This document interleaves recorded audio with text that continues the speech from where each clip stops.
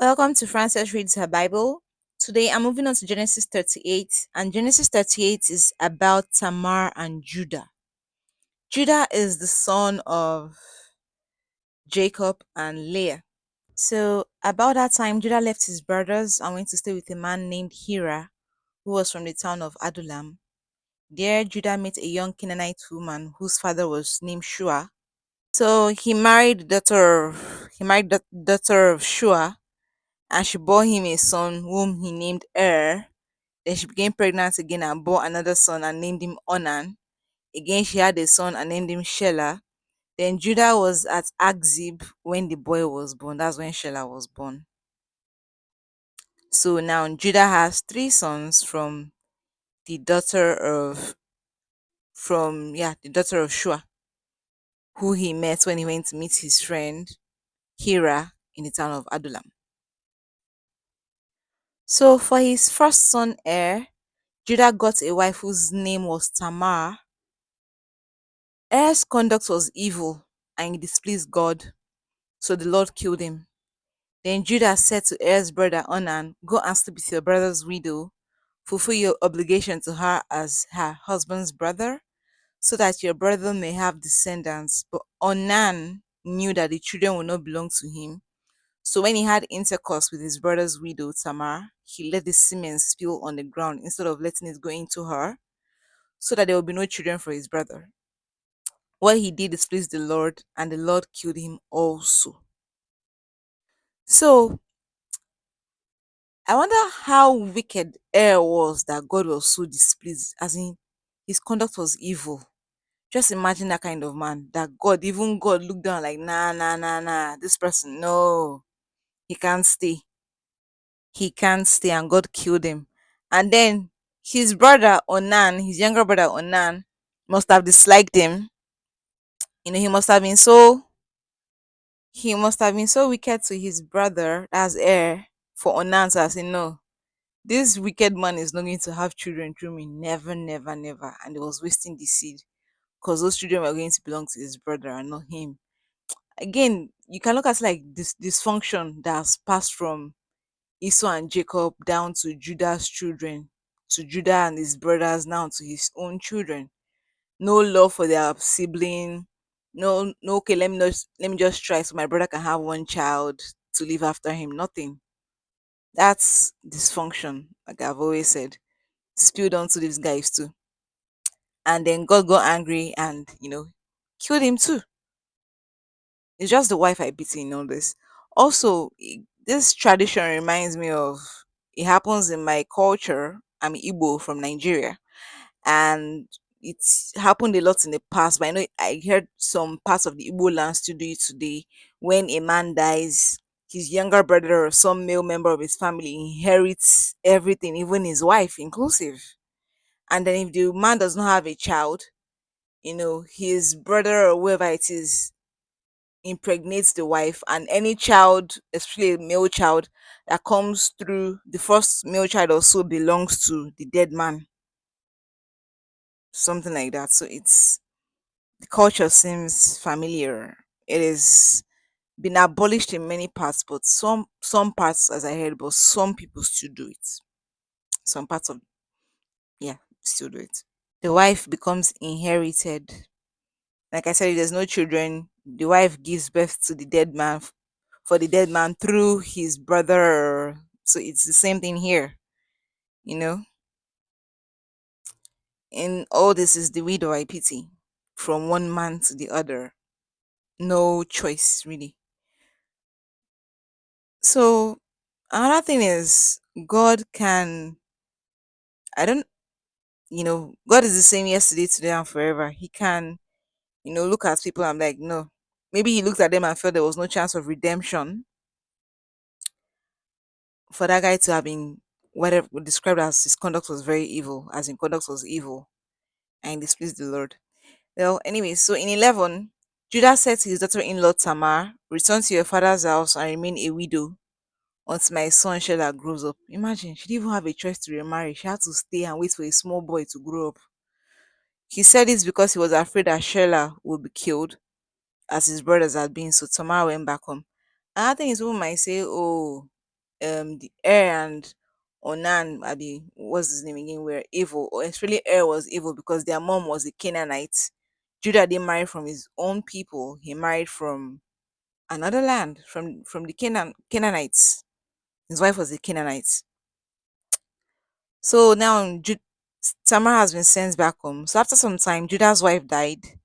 When he had finished the time of mourning, he and his friend Hira of Adullam went to Timnah, where his sheep was being shared. So in 13, someone told Tamar where her father-in-law was going, and in 14, she changed from her widow's clothes. In my culture, it's black. Some people wear white. You wear black for a year, or white for a year, some months, it depends. And they shave your head in some places when your husband passes. Anyway, so she changed from the widow's clothes she had been wearing, covered her face with a veil, and sat down at the entrance to Enaim, a town on the road to Timnah. She was waiting for her father-in-law because she knew Sheila was grown up, and it was obvious they had no plan of giving Sheila to her in marriage. Anyone looking at this from the outside will say Tamar, in some Christian sects, they'll say she has a spiritual problem. The problem lies from her. Even not just Christianity. Many people will believe she was the problem. Maybe she was killing her husband. She's a black widow, or she has a spiritual husband who's been killing everyone, or she belongs in a cult, or she's a witch, or something. People will blame the woman because husband one has died, husband two is dead now. As in, she wants to finish all the brothers in that family, not knowing that the brothers were evil and it was God that you know killed them. Because the first one was referred to as his conduct was evil, and the second one, from because of his action, God killed him. But anyone looking at this from the outside will be like, this girl is bad luck. Serious bad luck. Everybody around her dies. All her husbands have been dying one after the other. I can imagine how people have been gossiping about her. Oh, Tamar is bad news. All her husbands are dying. She wants to finish that family. She was sent to destroy that family. Brother one, brother two. You can just imagine the talks and whatnot going around.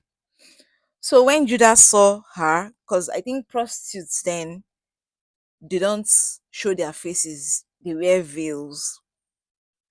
Well, prostitutes now don't wear veils. Nobody has shame anymore. But then, they hid their faces, they were ashamed, they covered themselves. So nobody will recognize them. So he saw her, thought she was a prostitute. He went over to her at the side of the road and said, all right, as in he had a conversation about how much he was going to pay for her services. Then in the end, she said, what he asked her, what shall I give you as a pledge? Because he offers to give her a goat. And she said, okay, I need a pledge that you're going to give me this goat. So he said she asked for his seal with its cord and the walking stick he was carrying, and he gave them to her. Then they slept together, they had intercourse, and she became pregnant. Tamar went home, took off her veil, and put her widow's clothes back on. So now Judah sent his friend Hira to take the goats and get back from the woman, the articles, get back from the prostitute. There was a pledge, so he needed to give the goat to her and take his pledge back, which was his walking stick and his seal. So his friend Hira went to back to that land of Enaim, and he asked, where's the prostitute who was here by the road? And they said, "Oh, there has never been a prostitute here." So he went back to Judah and was like, we can't, she doesn't exist. And then Judah was like, in 23, let her keep the things. We don't want people to laugh at us. I tried to pay her, but you couldn't find her. It's not my fault. I tried to do the right thing, but she was nowhere to be found.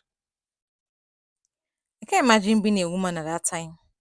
So about 3 months later, someone told Judah, your daughter-in-law Tamar has been acting like a whore, and now she is pregnant. But seriously, this woman has tried. Husband one died. She has still slept to his brother. Still nothing happened. And now she's been in her father's house waiting for a small boy to grow up for.